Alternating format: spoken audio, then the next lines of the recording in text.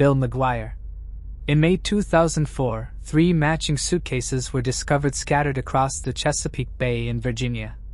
Inside one of them was the body of 39-year-old Bill Maguire. The chilling question arose: who was Bill, and what secrets did he possess that could have made him a target for such a brutal and grisly fate? Nestled in the heart of New Jersey, Woodbridge Township is a vibrant area where diverse cultures come together, creating a distinctive and inviting atmosphere. More than just a place, Woodbridge is a home full of warmth and rich stories. In terms of safety, the township is known for its low crime rate, offering residents a peaceful and secure environment. The parks and waterfront in Woodbridge offer more than just scenic views.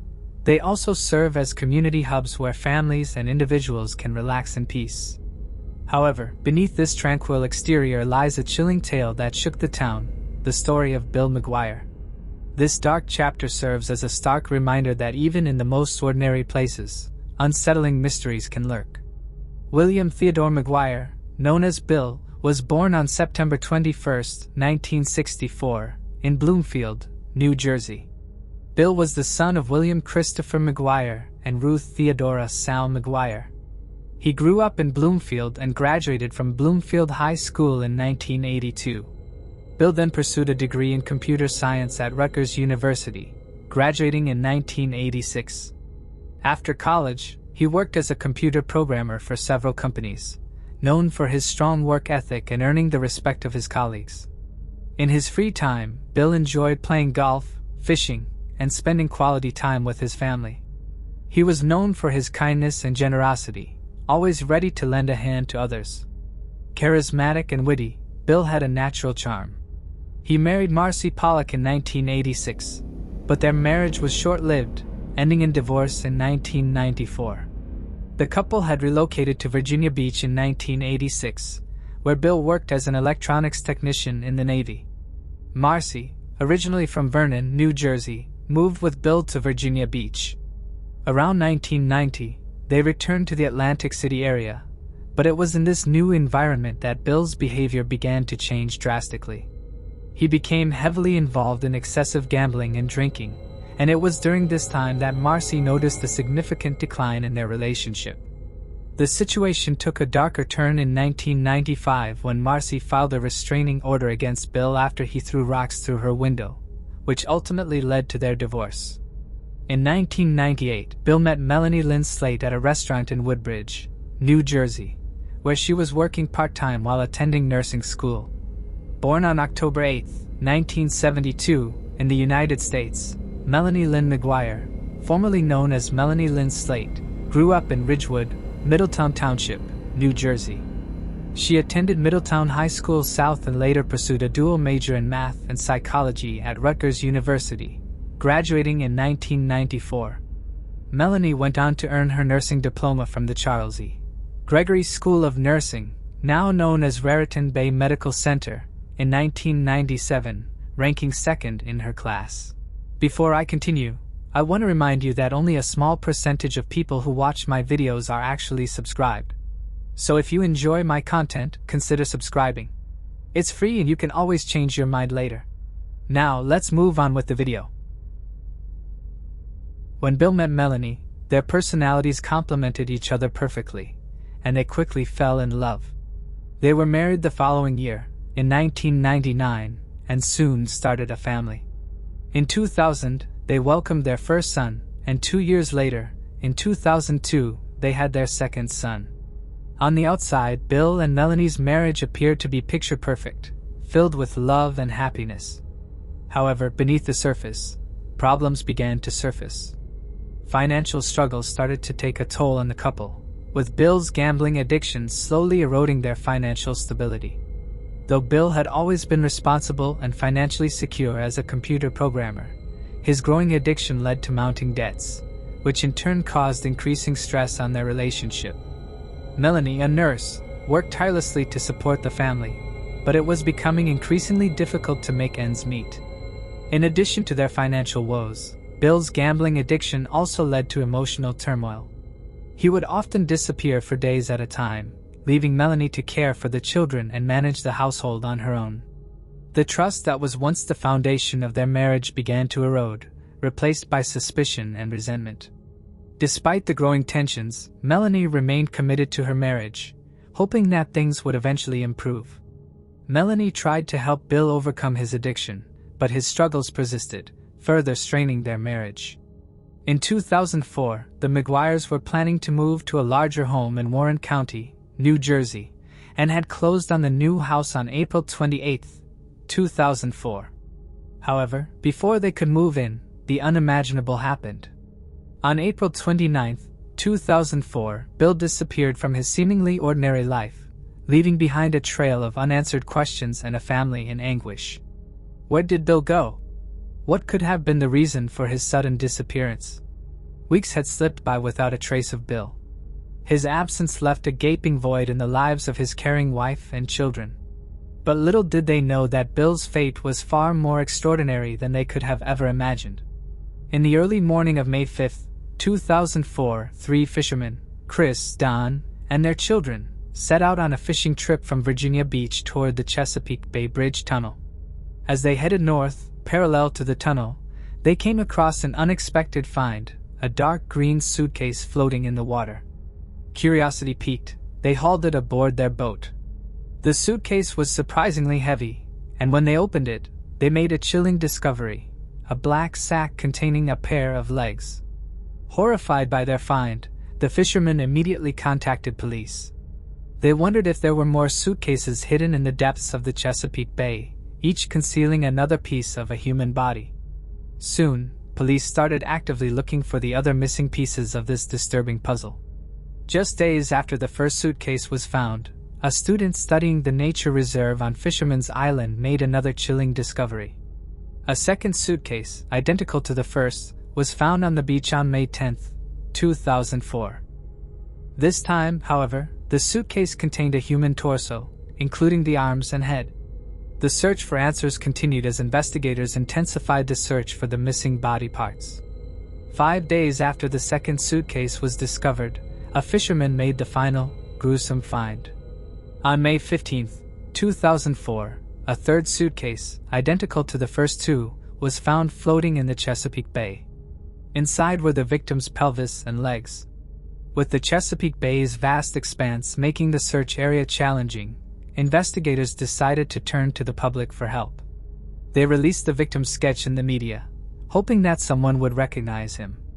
Incredibly, it took only a few days for the sketch to yield results. Susan Rice and John Rice, close friends of Bill who hadn't seen him in weeks, played a pivotal role in identifying his body. When they saw a sketch of the victim on TV on May 21, 2004, Sue immediately recognized her friend's distinctive features. Initially skeptical, Bill's husband, John, soon agreed that the sketch closely resembled Bill. Recognizing their friend's face, they quickly contacted the authorities and provided important details for the investigation. They recalled that Bill had recently been involved in a physical altercation with his wife, Melanie Maguire, and had stormed out of their home. They assumed that he had impulsively fled to Atlantic City to escape, possibly indulging in a gambling spree to distract himself.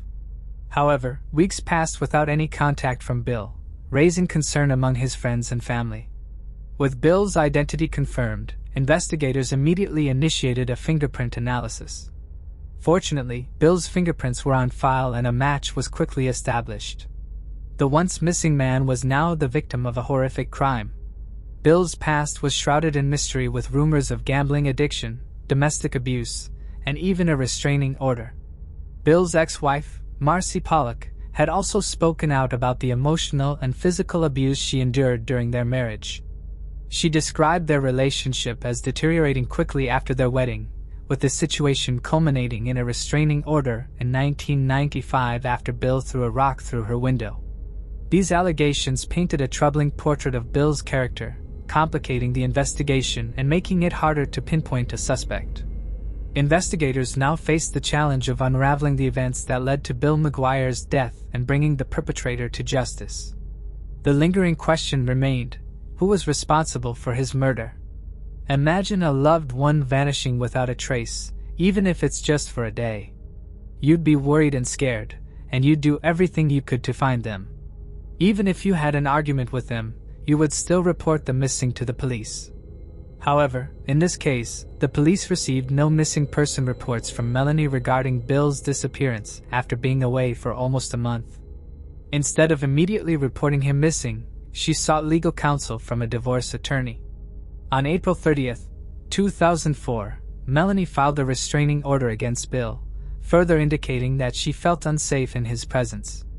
The police were surprised that she hadn't reported Bill missing, especially after Bill's friends had helped identify the person in the sketch.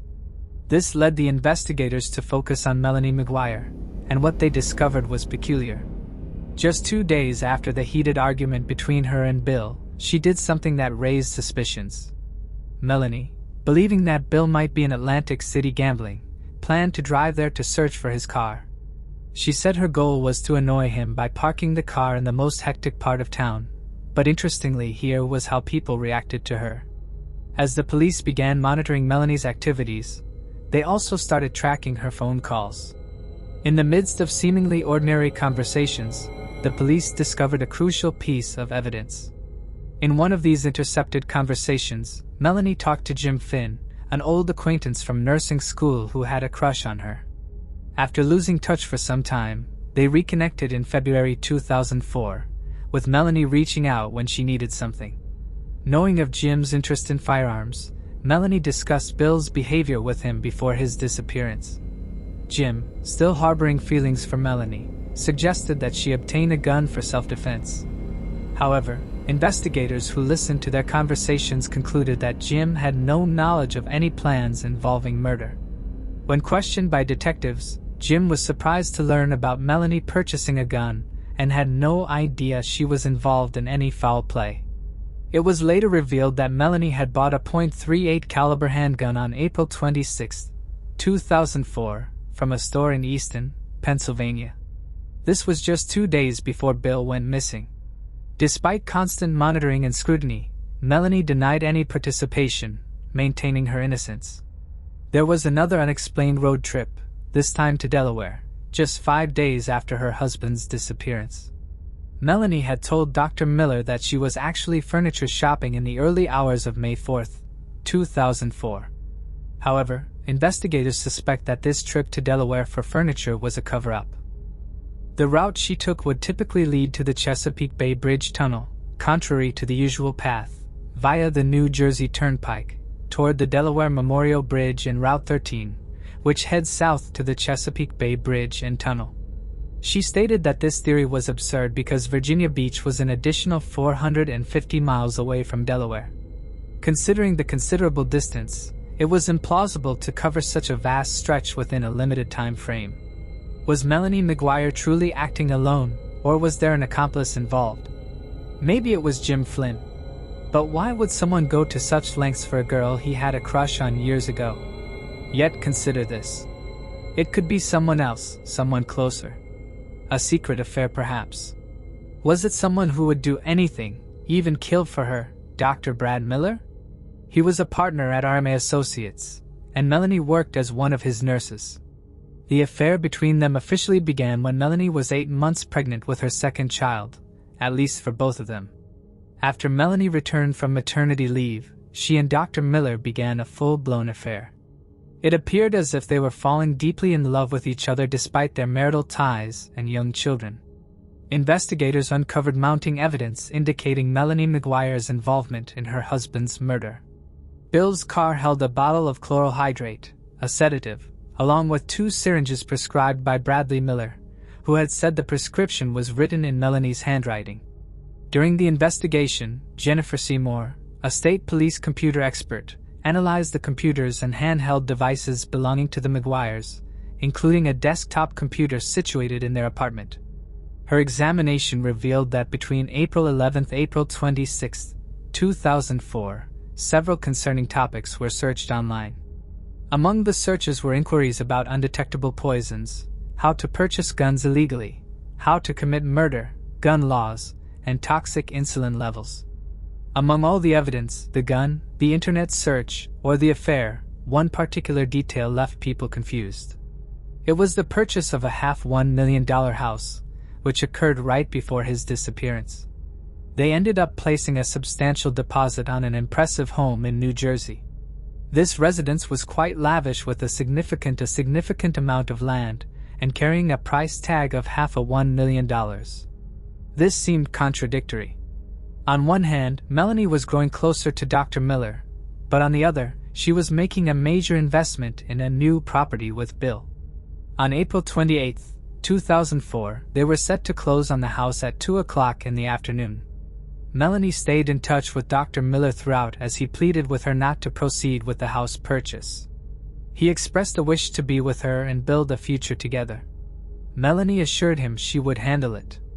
After closing on the house, they returned to their rented townhouse. Bill, quite excited, called John Rice, reportedly in a very happy state. Melanie's final conversation that night was with Dr. Miller. She informed him that they had closed on the house and mentioned that Bill was asleep on the couch after having some red wine. Melanie planned to discuss matters with Bill when he woke, intending to request a divorce. Melanie recounted the events as a significant argument between her and Bill, stating that they had a fight in the early hours of the morning, around 3 or 4 o'clock. It all started regarding the house they were purchasing, with Melanie mentioning that she had settled for that particular house. Bill's reaction was immediate and intense, expressing dissatisfaction and stating that it wasn't what he wanted. He mentioned his preference for a cheaper house in Virginia, which Melanie refused, leading to an escalating heated exchange.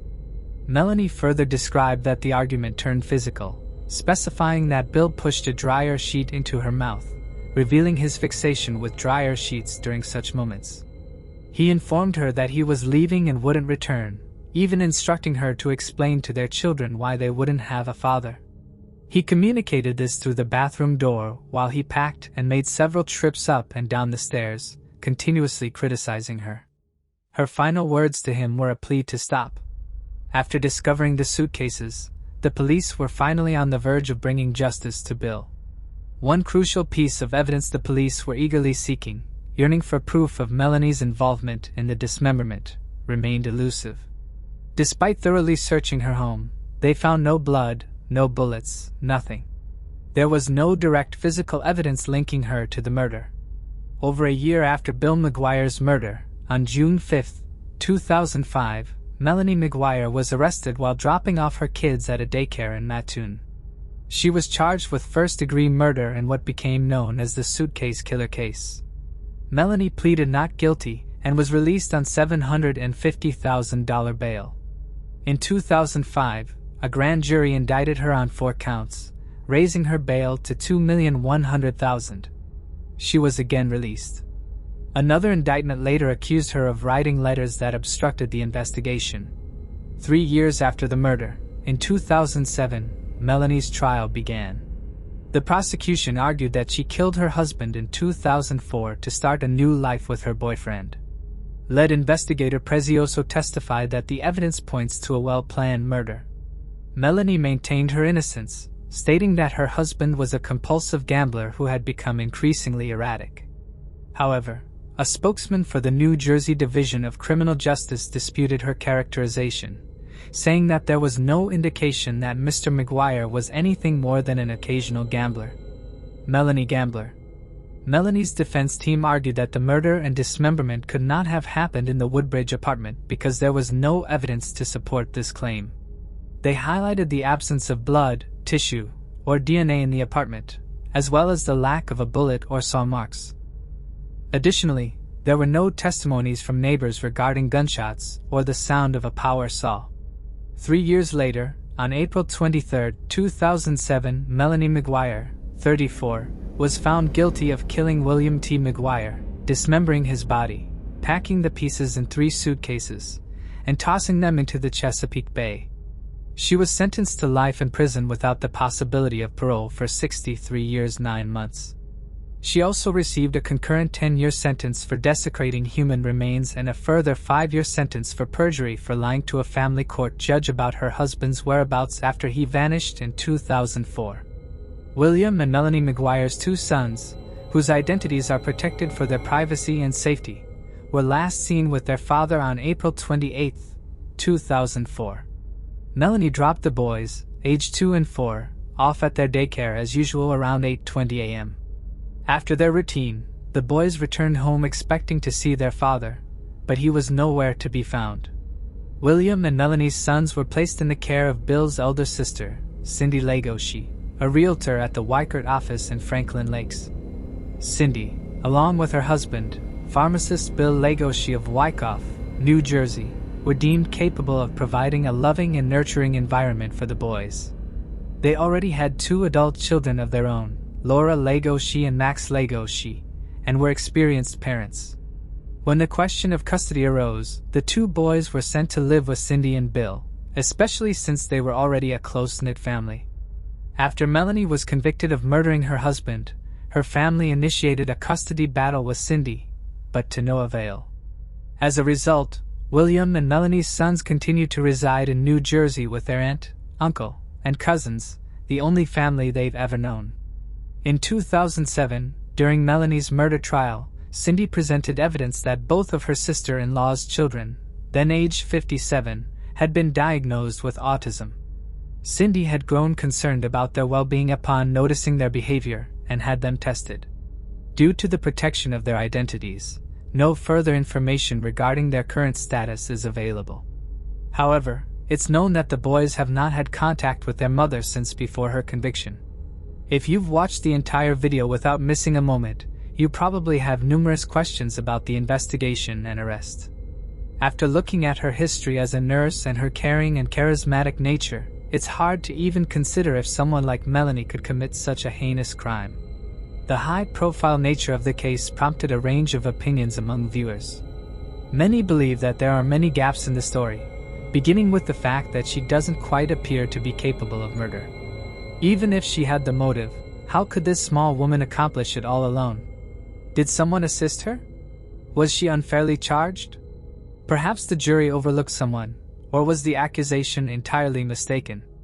If you're pondering these questions, you're not alone.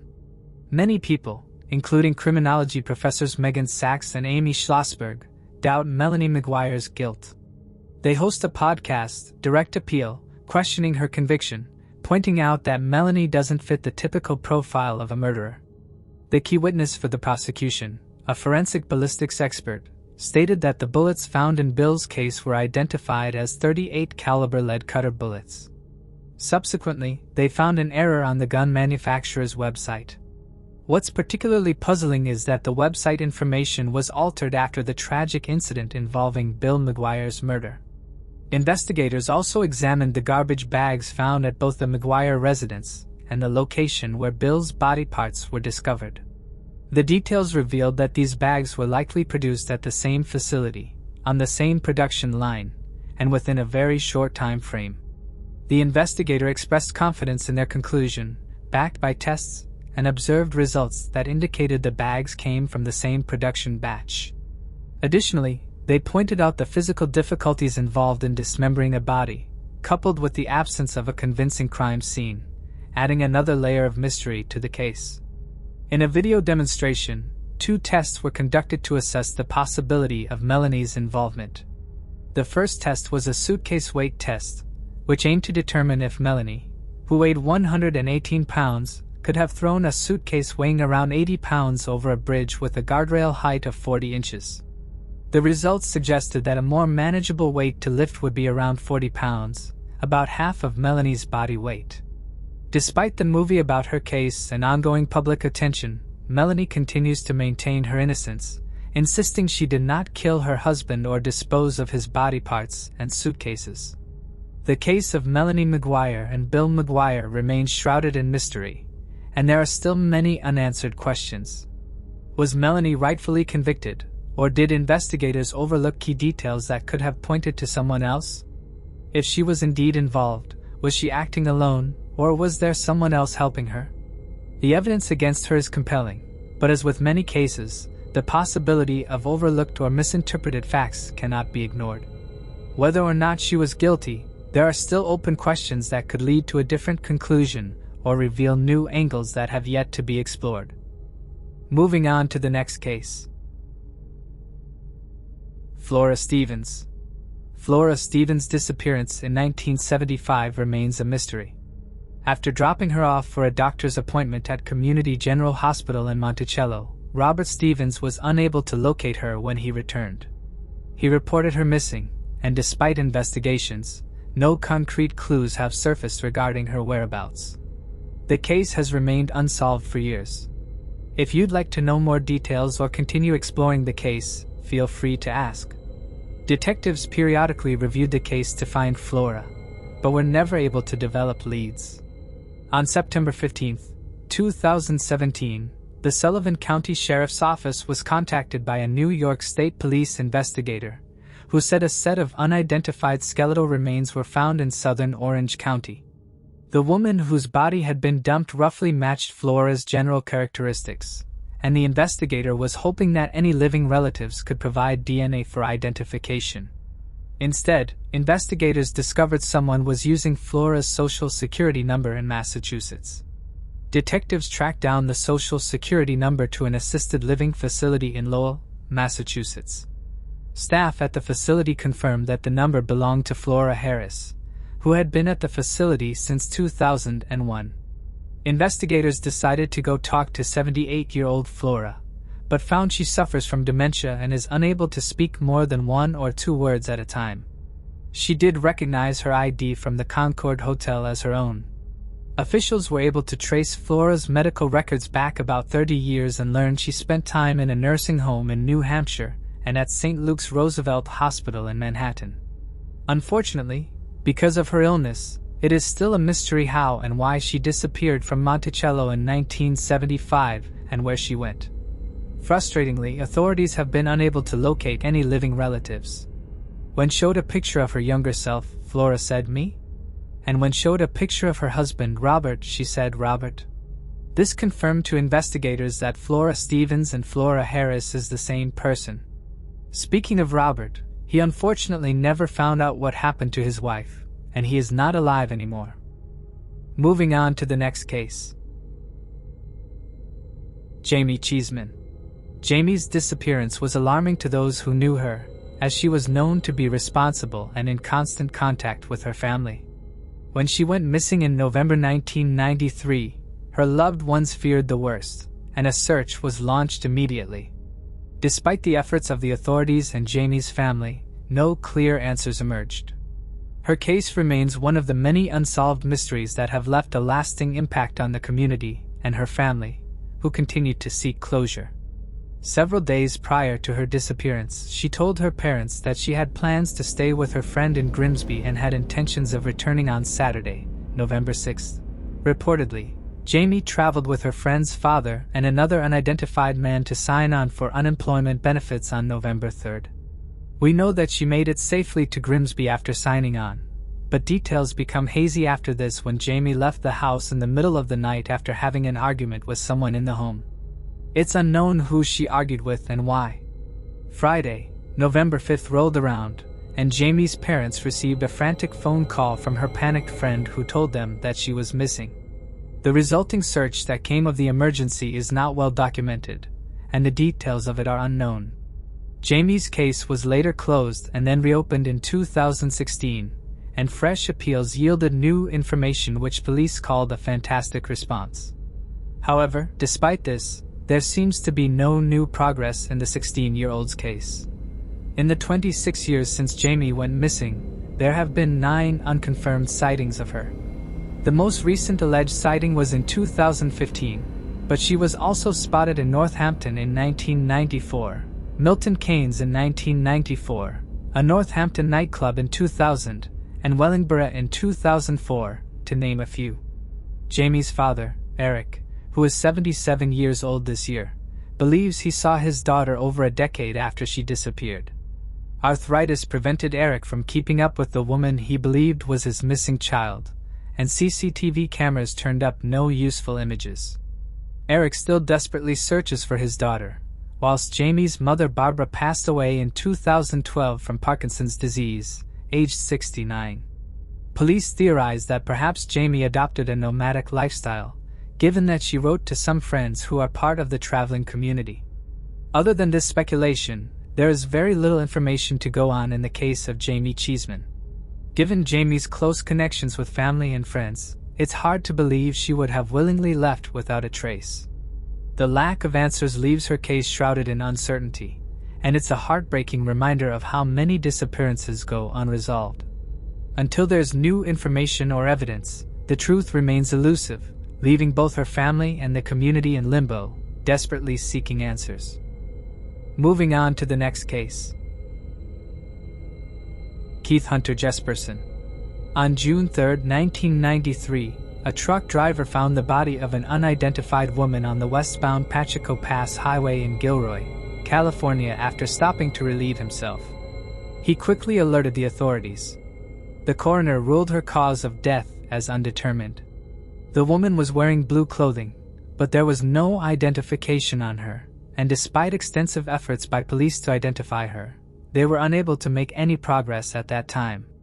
The police referred to her as Blue Pacheco, and she was buried in a local cemetery.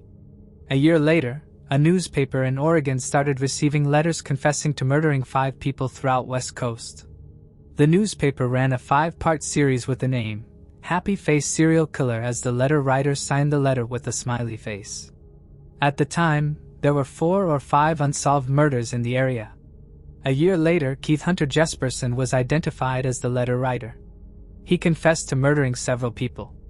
However, authorities linked him to 8 female murders between 1990 and 1995. He also wrote a letter to the Santa Clara County District Attorney in 2006 admitting to sexually assaulting and killing a female on Pacheco Pass Highway. However, he said that he did not know the woman's identity. In 2007, Jesperson pleaded guilty to killing the unknown woman later referred to as Blue Pacheco. He told police he met the woman at a truck stop on Interstate 5 in Corning, California, and gave her a ride. He said he had sex with her before strangling her to death.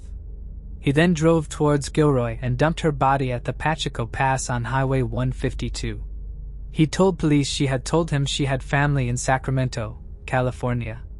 However, he did not know her name. Jesperson was sentenced to life in prison for multiple homicides with no possibility of a parole. Even though the woman's killer was behind bars, police had no idea about the victim's identity. In 2019, police reopened the case and contacted DNA Doe Project for their help in identifying the victim. The DNA Doe Project used genetic genealogy to create a DNA profile of the victim and entered it into the GED match.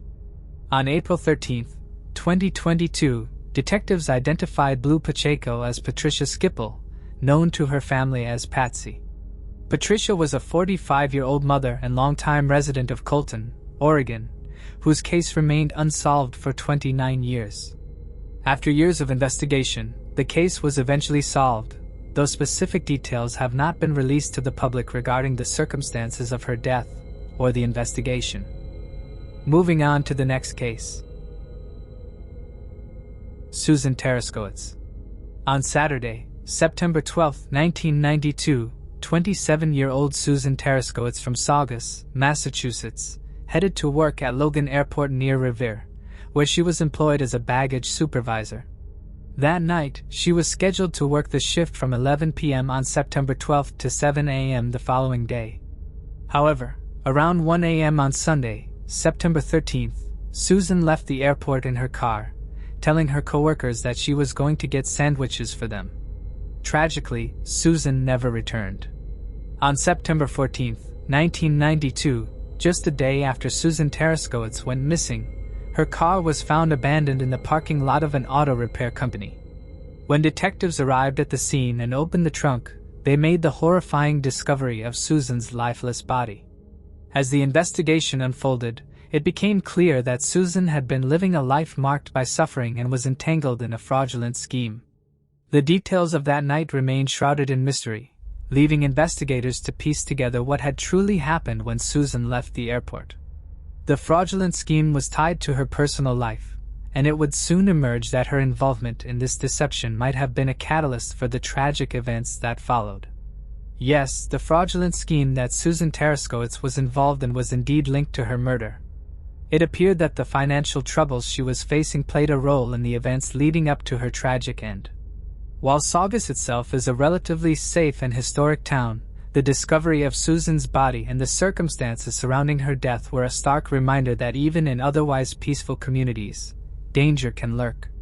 The crime, involving deception and possibly betrayal, shattered the sense of security in Saugus, leaving residents and investigators alike searching for answers to why Susan became the victim of such a heinous act. Sue was well liked by her peers, and after high school, she pursued a job at Logan Airport, where she became a baggage supervisor. Despite a hard-working life, Sue's personal life was marked by some struggles, including troubled relationships and challenges in her social circle. Even so, she remained known for her generous and kind-hearted nature, always ready to help others when they needed it. Her sudden disappearance in 1992 shocked her community, leaving a lasting question as to what happened that fateful night. Sue was recognized for her exceptional intelligence and talents, and her teachers often praised her for being a gifted individual. She had a generous and caring spirit, always eager to help others, and was known for her warmth and kindness. While she could be feisty at times, her friends and family saw her as compassionate and loving. She had a quiet yet kind nature and had a special fondness for the Peanuts character, Snoopy, even going as far as to travel to San Francisco to meet Charles Schulz, the creator of the beloved comic strip. After graduating from Saugus High School in 1983, Sue pursued her education at Salem State College, North Shore Community College, and eventually the Massachusetts College of Art and Design. Her life was defined by her creativity, kindness, and a strong drive to follow her passions. In 1989, Sue secured a position with an airline company, making history as the second woman to join Northwest Airlines as a ground services employee on the ramp at Logan Airport in Boston. Despite working in a male-dominated industry, Sue faced many challenges, including harsh treatment from her coworkers. Sue was fearless when it came to showcasing her skills and standing her ground. Her duties included loading and unloading baggage, as well as de-icing planes. Despite the sometimes chaotic nature of her job, Susan rarely complained. During her time at Northwest Airlines, she progressed from cleaning jet interiors to reaching another career milestone in 1992. Her determination and dedication to her work were recognized, and she was promoted to baggage supervisor, becoming the first woman to ever hold that position at Logan Airport for Northwest Airlines. Sue's breakthrough in the airline industry set a powerful example for many young women aspiring to follow their dreams. While she enjoyed her work at the airport, Sue also harbored aspirations of becoming a firefighter. Her career took an unexpected turn when she took the firefighter placement exam and excelled, earning the 8th spot on the reserve list for the Swampscott Fire Department. She was eagerly anticipating the opportunity to join the force, demonstrating once again that she was unafraid to enter male-dominated fields. Sue was a determined, career-driven woman who refused to let anything stand in her way. Unfortunately, just before she could hear back from the Swampscott Fire Department, tragedy struck. Although Sue lived with her parents, her demanding work schedule often kept her away from home. She frequently worked overnight and weekend shifts at the airport, which meant she missed valuable time with her family. Marlene, Sue's mother, remembered how there were days when they barely saw each other, making the time they did have together all the more precious. Their interactions had been limited to brief passing moments. Marlene would only know that Sue was home when she noticed her work uniform left in a heap of laundry just outside her bedroom door. It was Saturday on September 12, 1992, and Sue had been scheduled to work another night shift which began at 11 p.m. and would end by 7 a.m. the next day. It was one of the busiest shifts, and Sue knew that it was going to be a long night. Although having worked for Northwest Airlines for more than 3 years, Sue had learned her way around these kind of shifts. Sue was well aware of the quieter hours during her shifts, and when things were less busy, she could breathe easier. On the night of September 13, 1992, around 1 a.m., Sue offered to grab some sandwiches for her coworkers. She drove her sky blue Toyota Tercel off the airport grounds, heading to her usual spot in Revere. Hours passed, but Sue never returned. Back home that morning, when Marlene noticed Sue's uniform wasn't in the laundry pile, she didn't think much of it at first. Since Sue worked overtime in the past, Marling thought that Sue probably got caught up with and would return later. The next day, on Monday, September 14, 1992, Marling noticed that Sue still wasn't home and the laundry pile was empty. It was unlike Sue to not come home for 2 days in a row without informing her family. That was when Marlene grew concerned and called the airport to check if Sue was okay.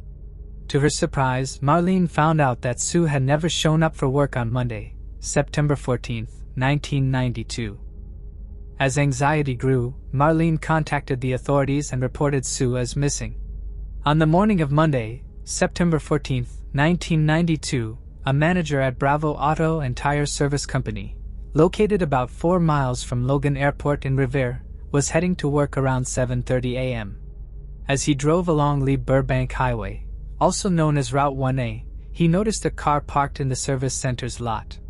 He didn't recognize the car as belonging to anyone from his workplace. When he approached the vehicle to investigate, he discovered blood dripping from the trunk. He rang up the authorities to look into the matter, and shortly after, officers from Massachusetts Police Department arrived at the scene. The detectives instantly recognized the car. It was the same sky blue Toyota Tercel Marlene had described to them when she reported Sue missing. Slightly aware of what was coming next, the detectives opened the trunk and their eyes were met with a gruesome sight. 27-year-old Susan Teraszkiewicz's blood-covered body had been crumpled up and stuffed inside to fit into the small area. Sue had bruises and stab wounds on her body, indicating she had been beaten before being fatally stabbed. The detectives delivered the heartbreaking news to Sue's family. Ron, Sue's father, managed to stay strong and comforted Marlene as she broke down in tears. Upon searching the car, detectives found the money Sue had intended to use for purchasing sandwiches, which suggested that she never made it to the restaurant that night. Even though Sue had neither been robbed or assaulted, her family initially assumed that the attack on Sue was not planned. The detectives too at first thought that Sue's murder was a random act of violence, and believed that she was killed somewhere else before being driven to the auto shop. But as the investigation progressed further, detectives found themselves uncovering a much deeper conspiracy, which led them back to Logan Airport, Sue's workplace. When questioning Sue's coworkers, detectives found out that Sue had received a phone call from someone right before she left to pick up sandwiches for her coworkers on the night before her disappearance. Finding out who this caller was became the utmost priority for the detectives. Even after spending hours conducting interviews with Sue's crewmates at Logan Airport, detectives couldn't identify who this person was. Nobody at Sue's workplace seemed to have a clue or cared enough to even ask Sue about this mysterious caller. Questioning Sue's family, neighbors and friends wasn't of much help either. Marlene, Sue's mother, believed that Sue might have gone to meet the person who was on the other end of the phone that night. But she would never have gone alone. Marlene described Sue as a cautious woman who was always aware of the dangers in Saugus, and would never venture out alone during those late hours. Her coworkers, however, told detectives that they never suspected anything bad had happened when Sue failed to return to the airport. Instead of reporting her missing, they simply marked her time card, assuming she had returned as usual. The attendance log indicated that Sue had made it back from her sandwich run, left for home at the end of her shift, and was listed as returning to work the following day. When the police asked the reason behind this, they said that they were covering for her. However, Marlene was very suspicious about this. The very first question she asked Sue's coworkers was if Sue had ever done this before. If Sue ever left work and did not come back. There was a sense of regret on the faces of Sue's coworkers as they replied with a no. Marlene still couldn't understand why no one at work reported Sue missing. Extreme thoughts were taking over her mind as she sensed some sort of foul play from the coworkers. She wondered if there was a cover-up of some sort involved, and asked the detectives to look closely into it. On Saturday, September 19, 1992, a funeral service for Sue was held at the Bisbee Porcella Funeral Home, 549 Lincoln Avenue in Saugus. Dozens of her loved ones gathered and mourned the loss as Sue was laid to rest. The investigation surrounding Sue's case took a serious twist when two of her coworkers, Joseph Nuzzo and Robert Bobby Brooks, were identified as potential suspects in Sue's murder. Amidst the complex web of relationships between the three of them, it was revealed that Sue and Brooks briefly shared a romantic relationship that didn't end well. Since then, Sue tried to avoid any contact with Nuzzo and Brooks because she would almost always end up getting in trouble. One time, Brooks even broke Sue's radio for no reason at all. When Sue's then-boyfriend confronted Brooks about the same, he verbally threatened him and Sue.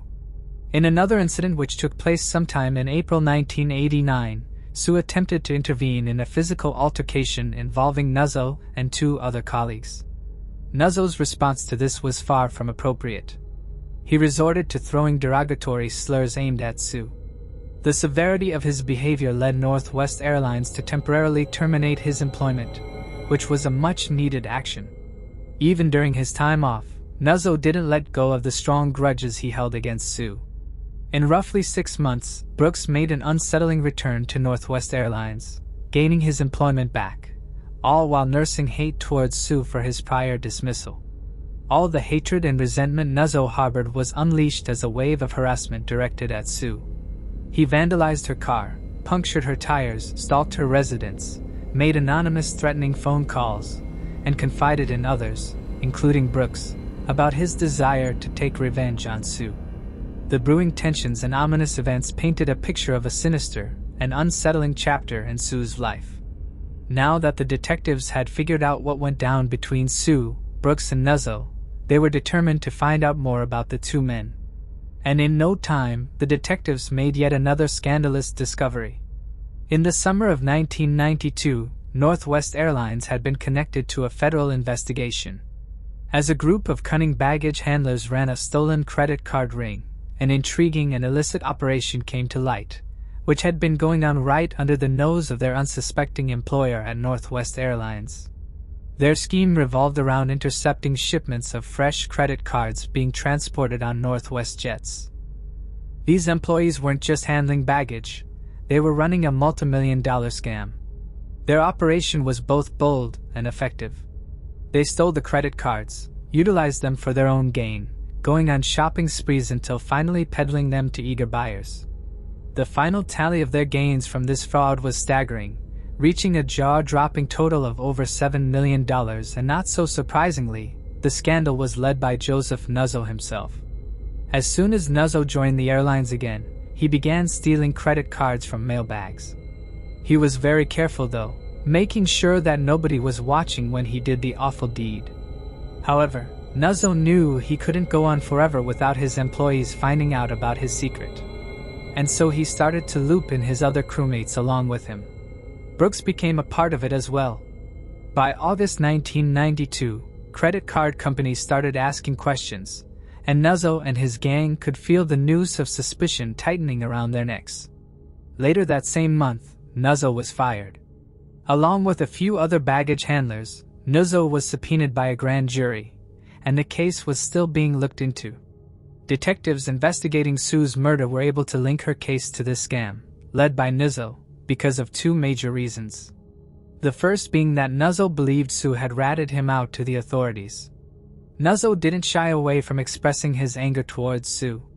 Even though she claimed that she didn't have a clue about the fraud that had been going on, Nuzzo harassed her and warned her that if she testified against him in court, she would face severe consequences.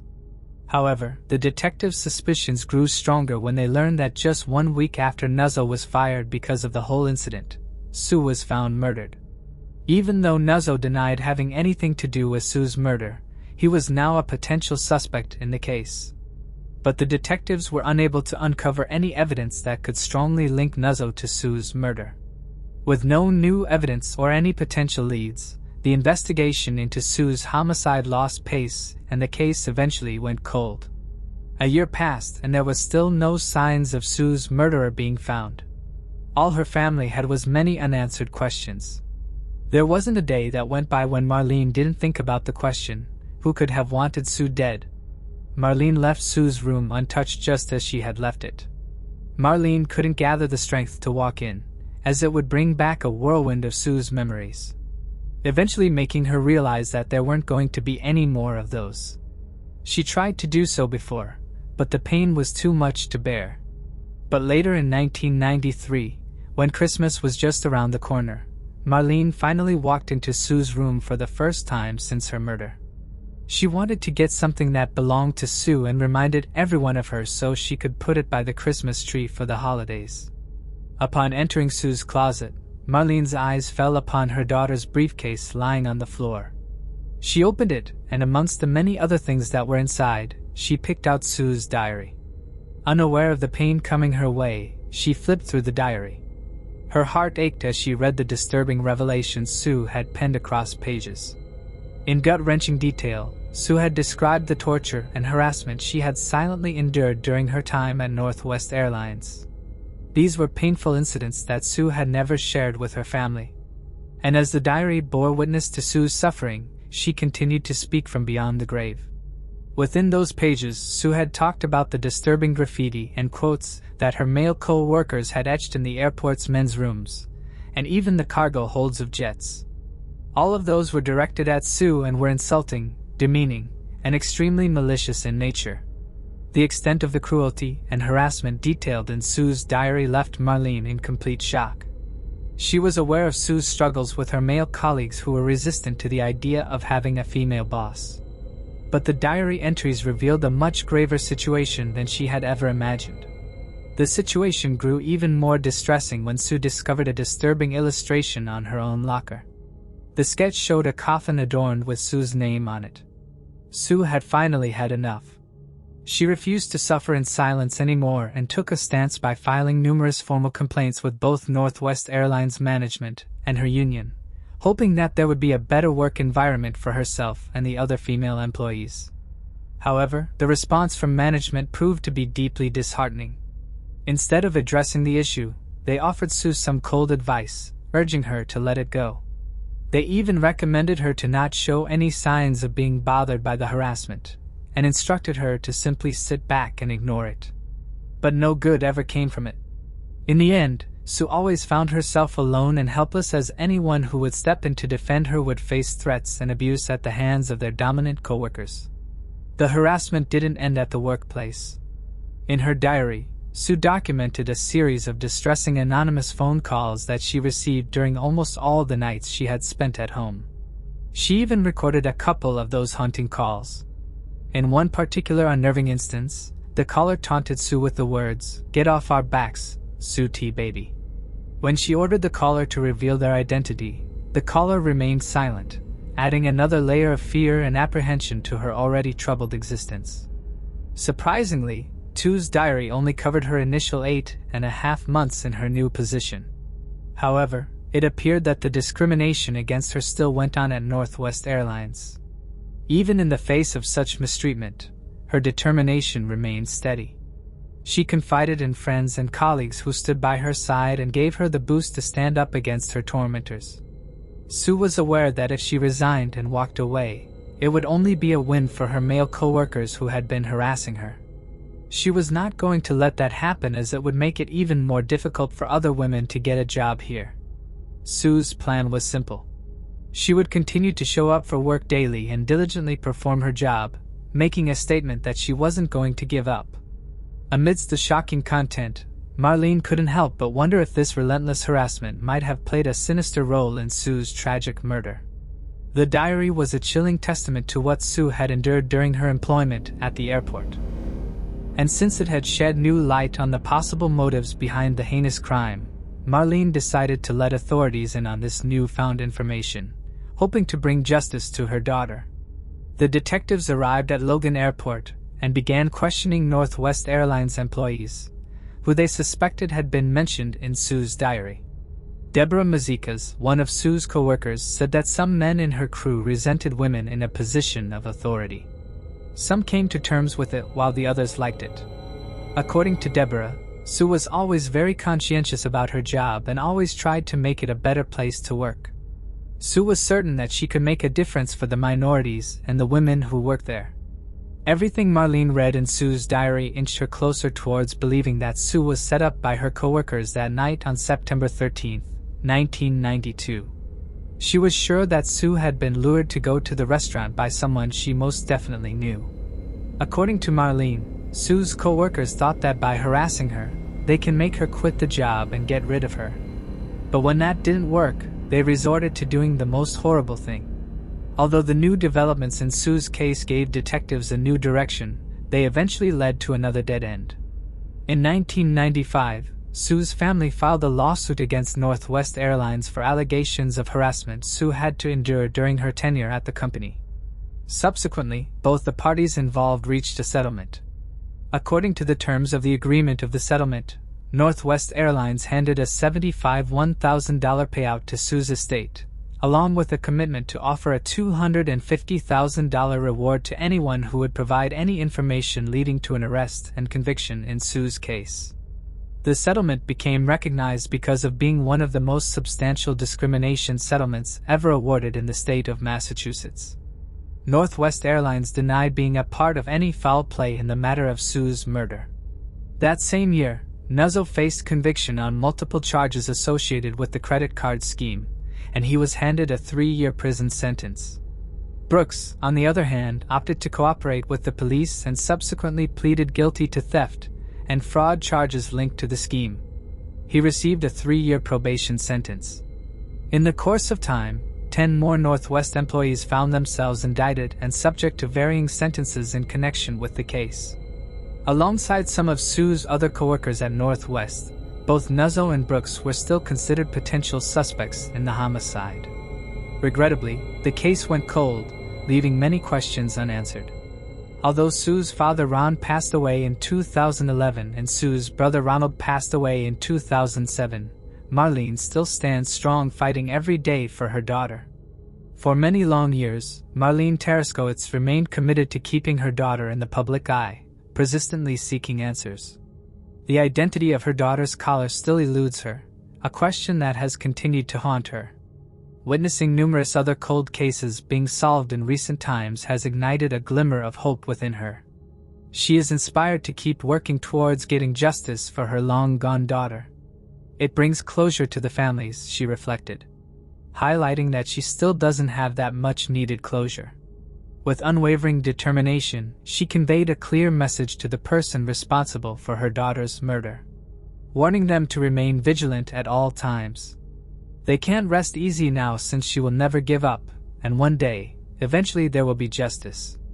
In her last message, issued on Wednesday, September 13, 2023, Marlene Teraszkiewicz extended a heartfelt plea to anyone who had information about Sue's case and asking them to come forward. Her quest for justice and closure for her daughter had endured many difficult years, and now she wouldn't rest until the culprit is behind bars. Marlene is in constant touch with the detectives working on Sue's case, and is hopeful that someday she will be able to look her daughter's killers in the eye in court. Marlene recalled that she had shared precious moments with Sue on her 50th birthday. Marlene laughed as she reminisced about the fun night out with her family. Marlene expressed her deep gratitude for the cherished memory. Despite the underlying sadness of the situation, she found solace in the fact that that memory was linked to such a significant day, making it all the more special. On Wednesday, September 13, 2023, the state police once again stated they believe that some people knew about Susan Teraszkiewicz's murder, but haven't told the police. They already had some information regarding the case, but they needed more details to be sure. They wanted anyone with information to come forward and have asked the public for help in finding the person or people involved in Sue's murder. While they haven't found any new leads in the case, they were happy that Susan's story was talked about on a podcast called The Deck. This would help keep Sue's case in the talks.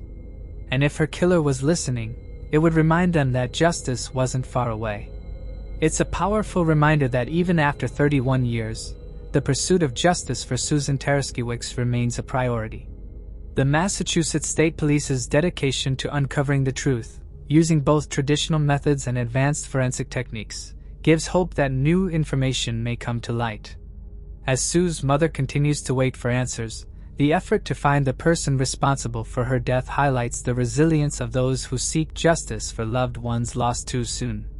It's a reminder that no matter how much time passes, there is always a chance for justice to prevail. The idea of using playing cards to engage inmates in solving cold cases is an innovative approach, and it's hopeful that it might lead to breakthroughs. Marlene's plea to the public to help her, even with the smallest piece of information, speaks to the deep pain and uncertainty surrounding Sue's case. The question of whether the person who called Sue before she left for sandwiches is connected to the threatening anonymous calls is a chilling possibility. It could point to someone who had been stalking Sue, escalating to a tragic confrontation that night. What do you think?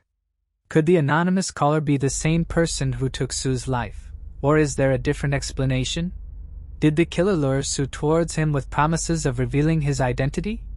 It's a chilling thought, and whether guilt will eventually compel the person responsible to confess remains uncertain. It's possible that the weight of their actions may eventually take a toll, but the truth may also stay buried forever. What do you think about the case? Would the killer's conscience ever drive them to come forward, or is this a mystery that may never be solved? We'd love to hear your thoughts and, as always, feel free to suggest any cases you'd like us to cover. Thanks for watching. I hope you enjoyed exploring these intriguing cold cases with me. If you found the video fascinating, don't forget to give it a thumbs up and subscribe to Cold Case Mystique for more deep dives into unsolved mysteries. Your support helps me bring you more compelling content. Leave a comment below with your thoughts or any cases you'd like me to cover next. See you in the next video, and remember, the search for truth never stops.